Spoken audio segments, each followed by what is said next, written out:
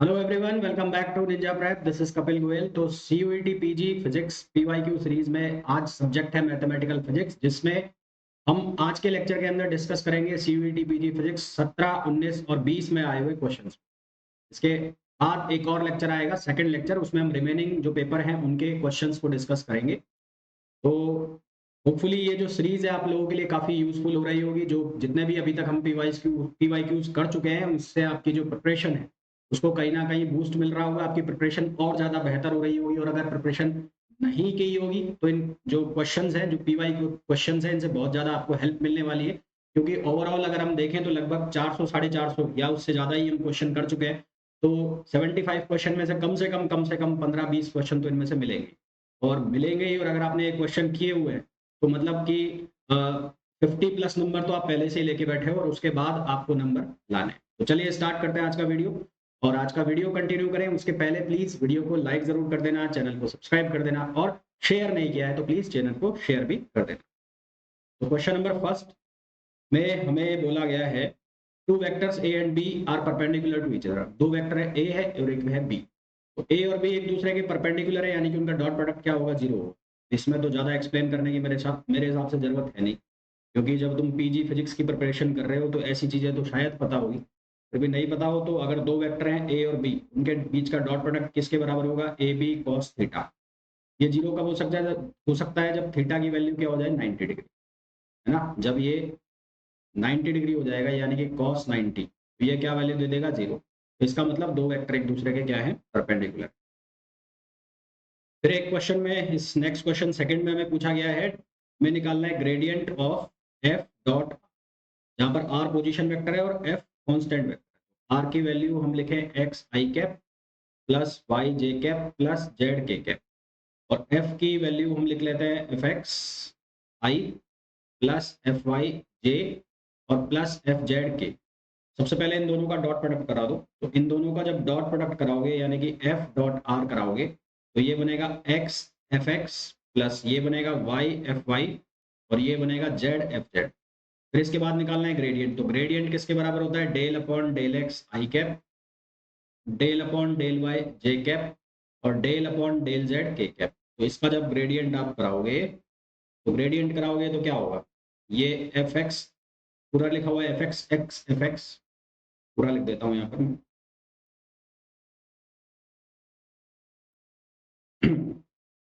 क्या हो गया इसको,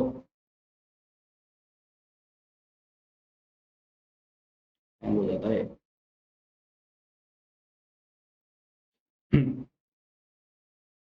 तो ये हो जाएगा x f x plus y f y और प्लस जेड एफ जेड।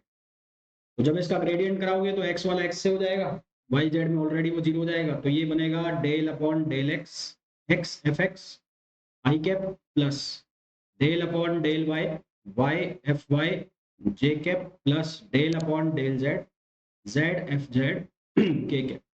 तो x का x के रेस्पेक्ट में 1, तो यहाँ से हमारे पास आएगा f x i cap plus f y j cap plus f z k cap.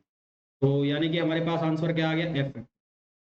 Correct option इसका क्या हो जाएगा, बी ऑप्शन इसका करेक्ट ऑप्शन। नेक्स्ट क्वेश्चन पे आइए।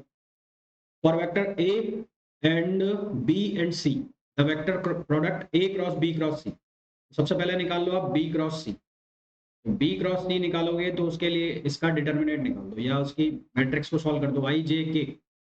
और क्या निकालना है, बी क्रॉस सी। तो बी 2 3 और माइनस, और सी की वैल्यू कितनी हो गई, 0 1 माइनस।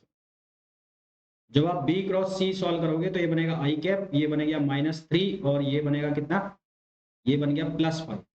ठीक, फिर माइनस जे, माइनस जे में ये कितना आएगा, 2 माइनस का 2 और ये 0 हो जाएगा। फिर प्लस के कैप, तो के कैप में जब करोगे तो ये बनेगा 2 और यहाँ से कितना हो जाएगा, 0। तो यहाँ से कितना हो गया, 5 माइनस 3, तो ये हो गया 2 आई कैप, ये प्लस हो गया 2 जे कैप और ये हो गया प्लस का 2 के कैप। तो ये हमारे पास क्या आ गया, बी क्रॉस सी का प्रोडक्ट आ गया। अब हम निकाल लें ए क्रॉस सी ना। अब किसको सॉल्व कर लें, ए क्रॉस बी क्रॉस सी को। तो ए क्रॉस बी क्रॉस सी को सॉल्व करोगे, फिर से बना लो आप डिटर्मिनेंट आई जे के। ए की वैल्यू कितनी है, जे के। तो ए की वैल्यू में जे के है तो 0 1 1 और जो बी क्रॉस सी में आया है उसमें क्या है 2 2 2, तो ये 2 2 और 2। जब इसको हम सिंप्लीफाई करेंगे तो ये क्या बनेगा आई कैप, तो यहाँ से बनेगा 2 और यहाँ से भी बनेगा माइनस, फिर माइनस जे जब आप करोगे तो ये कितना बनेगा 0 और -2। फिर आप करोगे प्लस के, तो प्लस के में करोगे तो ये वाला और ये वाला खत्म, तो यहाँ से बनेगा 0 और ये बनेगा -2 ना, इसमें भी 0 -2 बनेगा। तो 0 -2 बनेगा तो ये पहला वाला हो गया 0, फिर ये हो गया प्लस, ये हो गया प्लस का 2j कैप और ये हो गया -2k कैप। तो 2 कॉमन आ गया j माइनस के, और j माइनस के कौन सा वेक्टर है, वो है c वेक्टर, तो ये बन गया 2c। क्या बन गया 2c। दैट मीन्स कि जो a cross b cross c है वो किस डायरेक्शन में होगा, वो सेम एज c डायरेक्शन, तो c की डायरेक्शन में होगा, तो करेक्ट ऑप्शन आ जाएगा। नेक्स्ट क्वेश्चन पे आओ। The trace of 2 by 2 matrix is 4। 2 by 2 की मैट्रिक्स है, उसका ट्रेस है 4 और डिटर्मिनेट है उसका 8। तो आइगन वैल्यू एक उसकी गिवन है, दूसरी बतानी है। तो लेट सपोज लैम्डा 1 जो है वो है 2 1 प्लस आयोटा, और आपको लैम्डा 2 बताना है। तो आप तो इसको डायरेक्ट वैसे भी कर सकते हो कि इनके अंदर वैल्यू डाल के देख लो। ट्रेस का मतलब क्या है, ट्रेस का मैट्रिक्स का, मान लो मैट्रिक्स है ए, तो उसके ट्रेस की वैल्यू है 4, तो यानी कि lambda 1 plus lambda 2 equals to 4 दिया हुआ है। और फिर इनका जो डिटर्मिनेंट है, मतलब इन दोनों का प्रोडक्ट, वो प्रोडक्ट कितना है 8 है। तो इनमें से हिट एंड ट्रायल से करके देख लो, तो हिट एंड ट्रायल से एक तो है कितना 2 1 प्लस आयोटा, तो दूसरा अगर आप 2 1 माइनस आयोटा लगाओगे तभी 8 आएगा, नहीं तो नहीं आएगा, क्योंकि 2 2 जा 4 और 1 प्लस आयोटा और 1 माइनस आयोटा वो क्या देगा, 2 देगा। तो इसका मतलब करेक्ट आंसर इसका क्या होगा, ए ना। तो क्वेश्चन नंबर 3 पे आ जाओ। क्वेश्चन नंबर 3 में बोला है the triple integration dx dy dz, तो ये तो वॉल्यूम देगा, ये क्या देगा, वॉल्यूम। इसको सॉल्व करने की खास जरूरत है नहीं, वॉल्यूम देगा। क्वेश्चन 6 में बोला है x power 4 dy upon dx plus x power 3 y equals to minus sec x y would be. तो इसमें सबसे पहले आप क्या करो, इसको सिंप्लीफाई फॉर्म में ले आओ। सिंपल फॉर्म में ले आओगे तो dy अपॉन dx प्लस ये क्या बन जाएगा, ये बन जाएगा y अपॉन x पावर 4 से डिवाइड कर दो पूरे को, और ये बन जाएगा माइनस sec x y और अपॉन x पावर 4। ठीक है, अब हम क्या करेंगे कि हम मान लेते हैं कि consider x y equals to t. X y equals to t मानेंगे तो हमारे पास बनेगा y plus x d y upon d x plus equals to d t upon d x, है ना। क्या बनेगा, d t upon d x मैंने लिखा हुआ है, के अकॉर्डिंगली सॉल्व कर देते हैं। अब ये जो वैल्यूज है जितनी भी हमारी, ये सारी की सारी सब्सटीट्यूट कर देंगे हम यहाँ। तो यहाँ पर जब ये वैल्यू सब्सटीट्यूट कर दोगे आप, क्या बन जाएगा, यहाँ पर x पावर 4 लिखा हुआ है और जो ये लिखा हुआ है x dy upon d x, पहले मैं इसको लिख देता हूँ x dy upon d x. इसकी वैल्यू किसके बराबर हो जाएगी, इसकी वैल्यू हो जाएगी dt upon d x minus y के equal. dt upon d x minus y के इक्वल हो जाएगी, तो यहाँ से x पावर 4 जो है उसको लिख लोगे x, और ये बन जाएगा x cube d y upon d x cube और x dy upon d x. X dy upon d x को हम क्या लिख सकते हैं, उसको हम लिख सकते हैं dt upon d y, dt upon d y d x, dt upon d x minus y, dt upon d x minus y. और जो y है वो किसके इक्वल होगा, t अपॉन एक्स के इक्वल, ठीक, किसके इक्वल होगा, t अपॉन एक्स, जिसको भी मैं चेंज कर दूंगा। और इसी तरह से ये y अपॉन एक्स जो है, यहाँ पर जो लिखा हुआ है y अपॉन एक्स, यहाँ पर लिखा है, ये लिखा है x cube y, x cube y, इसको हमें रिप्लेस करना है। तो एक्स क्यूब वाई, तो ये x cube as it is, और वाई की जगह हम लिख देंगे टी अपॉन एक्स। वाई की जगह कितना लिख देंगे, टी अपॉन एक्स, और यहाँ पर भी वाई की जगह भी हम चेंज कर देंगे। और सिमिलरली ये जो लिखा हुआ है माइनस सेक एक्स वाई की जगह लिख दोगे आप टी, एक्स वाई की जगह क्या लिख दोगे, टी। पहले यहाँ पर ये वाई को चेंज कर लो, तो ये बन जाएगा एक्स क्यूब, ये d t upon d x minus t upon x, और ये बन गया प्लस एक्स स्क्वायर, एक एक्स एक्स कट जाएगा, t upon x equals to minus sec t ना, minus sec t. Next slide पे सॉल्व करते हैं इसको। हाँ जी, तो उसके बाद क्या करना है, उसके बाद ये इक्वेशन एक बार वापस से लिख लो। एक्स क्यूब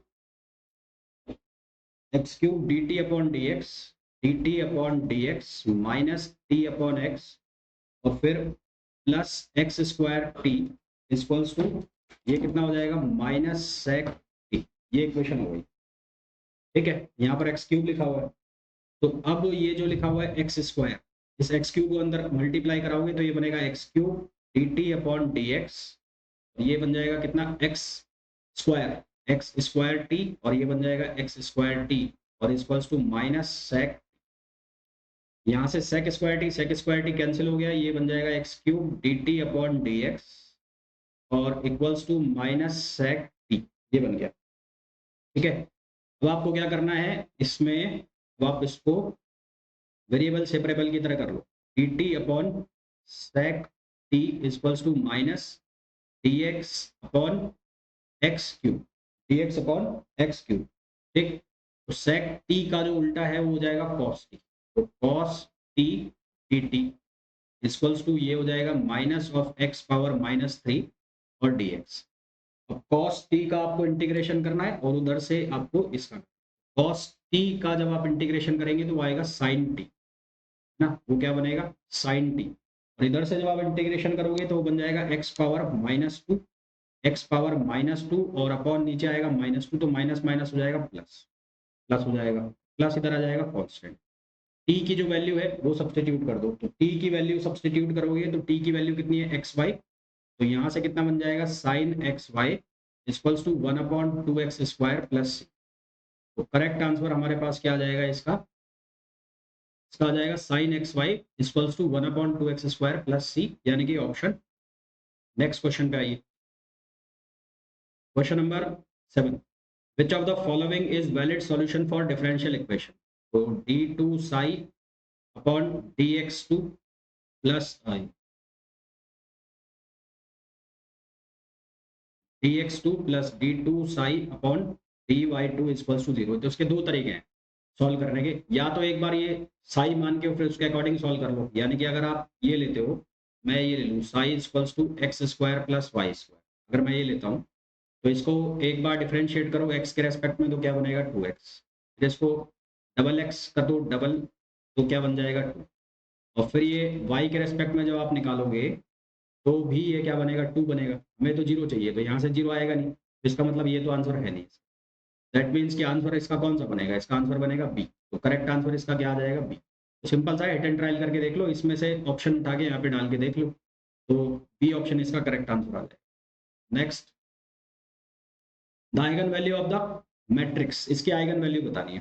तो इसकी आइगन वैल्यू के लिए मैंने लिखा cos theta minus lambda minus sine theta और sine theta cos theta minus lambda. I hope समझ गए होंगे आप मैंने ये माइनस लैम्डा कैसे लगाया, और नहीं समझे तो फिर प्रिपरेशन बर्बाद हो चुकी है तुम्हारी। तो फिर cos theta minus lambda square और ये हो जाएगा plus sine square theta equals to 0, ये बनेगा cos theta minus lambda square equals to minus of sine square theta.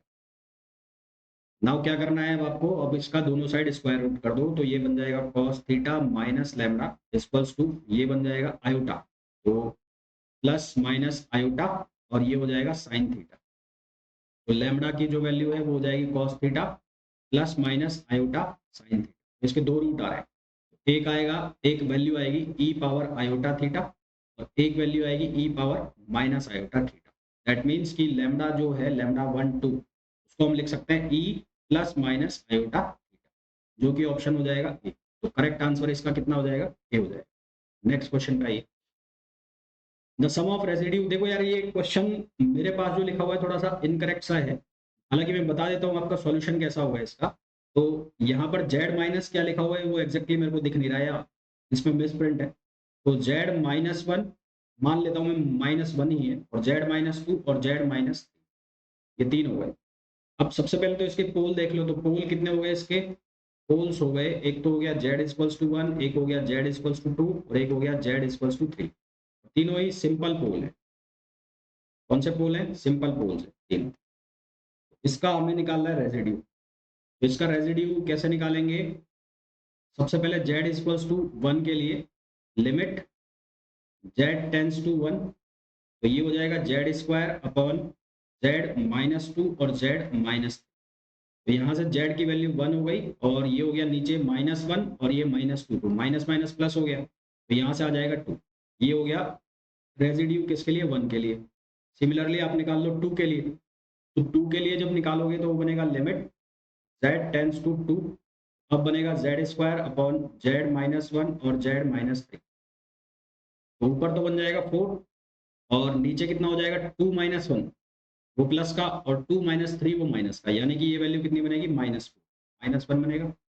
और फिर रेजिड्यू निकाल लो आप जेड इक्वल्स टू 3 पर, तो limit z tends to 3 z square upon z -1 z -2, तो ये बनेगा 9, 3 - 2 3 - 1, यहाँ नीचे कितना होगा 3 -1 और यहाँ कितना होगा 3 - 2, तो 3 - 1 कितना हो जाएगा 2, हमारे पास बनेगा 9/2 -4 और प्लस 1/2, तो इनका ऐड समेशन करना है, यानी कि आपको निकालना है R1 plus R2 plus R3, तो ये बनेगा 1/2 प्लस 9/2 -4, तो 9 प्लस 1 9/2 प्लस 1/2 ये कितना हो जाएगा 10/2, तो 10/2 हो गया कितना 5 5 - 4 कितना हो गया 1, तो इसका करेक्ट आंसर कितना आ जाएगा 1, अगर यहाँ पर 1 है तो। अगर वहाँ पर 1 है तो उसके हिसाब से आंसर 1 आ जाएगा और कुछ और है तो फिर उसके हिसाब से आंसर इसी तरह से निकलेगा, पर वो फिर बाकी ऑप्शंस में से हो जाएगा, तो चेक कर लेना आप, कुछ और है तो उसके अकॉर्डिंग आंसर। फिर आ जाइए क्वेश्चन नंबर 10 पर। क्वेश्चन नंबर 10 में हमें इंटीग्रल की वैल्यू निकालनी है और हमें जो सर्किल बनाया हुआ है कंटूर जो है वो बन रहा है जेड इक्वल्स टू 2, तो जेड इक्वल्स टू 2 ये हो गया जिसकी रेडियस हो गई +-2, तो सबसे पहले तो ये लिख लें हम जो हमें वैल्यू दी हुई है इंटीग्रल की D Z upon Z Z -1 square. Now अब हमें क्या करना है, यहाँ पर जो हमारे पास पोल्स बन रहे हैं, एक तो बन रहा है जेड इक्वल्स टू 0 पर, एक बन रहा है जेड इक्वल्स टू 1 पर second order, z equals to 1 पर सेकेंड ऑर्डर। तो सबसे पहले रेजिड्यू निकाल लो जेड इक्वल्स टू 0 के लिए, residue at z equals to 0, तो इसके लिए रेजिड्यू रेजिड्यू जब हम निकालोगे तो लिमिट जेड टेंस टू 0 और E Z upon z -1 square, तो ये बनेगा ई पावर 0 और नीचे हो जाएगा 0 - 1 उसका स्क्वायर 1, तो ये वैल्यू तो आ गई 1।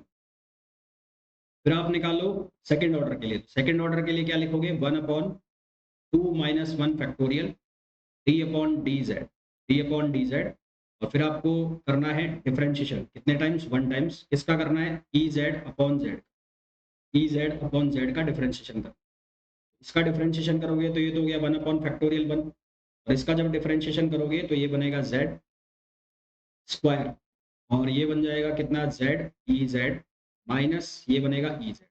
यहाँ पर जेड की वैल्यू कितनी डालनी है आपको 1, तो जेड की वैल्यू जब आप 1 डालोगे तो ये कितना लिखा जाएगा ई पावर 1 माइनस ई पावर 1 अपॉन 1, ये कैंसिल हो जाएगा 0 आ जाएगा, यानी कि रेजिड्यू 1 के ऊपर कितना हो जाएगा 0, तो कुल मिलाकर रेजिड्यू यहाँ जो टोटल आएगा वो 0 वाला आएगा और 0 वाले की वैल्यू कितनी आई 1, तो इंटीग्रल की वैल्यू क्या होती है 2 पाई आयोटा R1 प्लस R2, दो रेजिड्यू है, तो 2 पाई आयोटा R की वैल्यू कितनी आई 1, तो आंसर कितना आ जाएगा 2 पाई आयोटा, जो कि आंसर हो जाएगा 3। फिर आओ क्वेश्चन नंबर 11 पर। क्वेश्चन नंबर 11 में बोला गया है the solution of differential equation dy upon dx, और ये किसके बराबर है x upon y plus 1, variable separable, तो y plus 1 dy equals to x dy, तो ये बनेगा y square upon 2 plus y और equals to x square upon 2 plus C, तो यहाँ से आप इसको ऐसे लिख लो कैसे कि x square upon 2 plus y square upon 2 plus y, minus minus हो जाएगा ना, माइनस हो जाएगा, इसको माइनस में लिख लो आप, माइनस और इसको भी आप माइनस में, हाँ इसको भी आप माइनस में लिखो और इक्वल्स टू सी। तो आप क्या करो पूरी इक्वेशन को 2 से मल्टीप्लाई कराओ, तो ये बनेगा एक्स स्क्वायर, ये बनेगा x square minus y square minus 2y और ये हो जाएगा 2c, दोनों साइड आप माइनस से मल्टीप्लाई -1 ऐड करो, यहाँ पर ऐड कर दिया मैंने -1 और ये हो गया 2c - 1 एक्स स्क्वायर, और ये हो जाएगा कितना, माइनस कॉमन ले लो, y square plus 2y plus 1, और ये हो जाएगा 2c - 1, ठीक, 2c - 1, ये हो जाएगा x square minus y plus 1 का whole square equals to 2c - 1, 2c - 1। तो ये तो जो मतलब ऑप्शंस दिए हुए हैं, ऑप्शंस के अकॉर्डिंग ये इक्वेशन शो हो रही है सर्किल विद डिफरेंट रेडियस, और यहाँ पर माइनस आ रहा है, प्लस आना चाहिए था, तो इसका मतलब इसमें इक्वेशन में कुछ गड़बड़ है, माइनस होना चाहिए था, minus x upon y plus 1 करके कुछ इक्वेशन होती, तो फिर उसके अकॉर्डिंग ये आंसर सेट हो जाता। फिलहाल जो ऑप्शन दिए उनके अकॉर्डिंग तो आंसर डी आएगा, पर मेरे हिसाब से इक्वेशन में यहाँ पर माइनस होना चाहिए था, और एक बार चेक कर लो कि कुछ गड़बड़ तो नहीं है। अगर मैं इसको एक्स स्क्वायर अपॉन 2y, तब भी वही आएगा, फिर आंसर तो सेम, ठीक है, आंसर इसका डी आ जाएगा मेरे हिसाब से। यहाँ पर या तो टाइपिंग मिस्टेक होगी, dy upon dx equals to minus में होना चाहिए था, minus x upon y plus, क्योंकि माइनस आ रहा है, प्लस आना चाहिए वहाँ पे सर्किल के लिए। तो question number 12, which of the following is Hermitian matrix. Hermitian matrix हमें बतानी है, तो for Hermitian matrix, for Hermitian matrix, Hermitian matrix के लिए क्या होता है, A इक्वल्स टू होता है A डैगर, डैगर का मतलब होता है ट्रांसपोज कंजुगेट, और उसके अलावा A जो उसके एलिमेंट होते हैं, मैट्रिक्स के element, A iota A i j equals to A j i, A j i, और किसमें conjugate, A i j equals to क्या होना चाहिए, A जे आई। तो इनमें से आपको चेक करना पड़ेगा, जो इक्वेशन सेटिस्फाई कर रही है इसको, वो इसका आंसर हो जाएगा। तो ए आई जे इक्वल्स टू ए जे आई, तो which one of the following is Hermitian matrix, इनमें से कौन हर्मिशियन मैट्रिक्स है वो चेक करना है आपको। तो पहला जो है उसमें लिखा हुआ है 0 आयोटा और आयोटा 0, इसका डैगर निकाल दो सीधा, इसका डैगर निकालोगे तो ट्रांसपोज कंजुगेट, ट्रांसपोज करो पहले, तो इसका ट्रांसपोज तो सेम ही आएगा, आयोटा 0, फिर कंजुगेट, कंजुगेट का मतलब जहां पर प्लस लिखा है वहां पर माइनस लगा दो, जो कॉम्प्लेक्स नंबर है उसके आगे, इसमें से तो माइनस कॉमन आ गया, ये बन जाएगा 0 आयोटा, ये हो जाएगा आयोटा 0, तो ये तो नहीं है, क्योंकि a equals to minus of A dagger आ गया, तो ये तो नहीं। फिर सेकंड ऑप्शन चेक करो, सेकंड ऑप्शन में क्या आ गया, 0 आयोटा और माइनस आयोटा 0, 0 आयोटा और माइनस आयोटा 0, तो ये क्या बनेगा, इसका डैगर निकाल लो, इसका डैगर निकालोगे जब, तो ये क्या बनेगा, ये बनेगा 0 आयोटा तो एज इट इज, और फिर minus iota 0 as it is, फिर इसका कंजुगेट करना है, कंजुगेट करने का मतलब जो प्लस आयोटा है उसको माइनस कर दो, जो माइनस आयोटा है उसको प्लस कर दो, ऐसा हो गया, ठीक है। तो ये क्या बन गया, 0 माइनस आयोटा, नहीं, एक मिनट मैंने गलत कर दिया, नहीं, ट्रांसपोज करो पहले इसका, जब ट्रांसपोज करोगे तो ये क्या बनेगा, 0 माइनस आयोटा और आयोटा 0।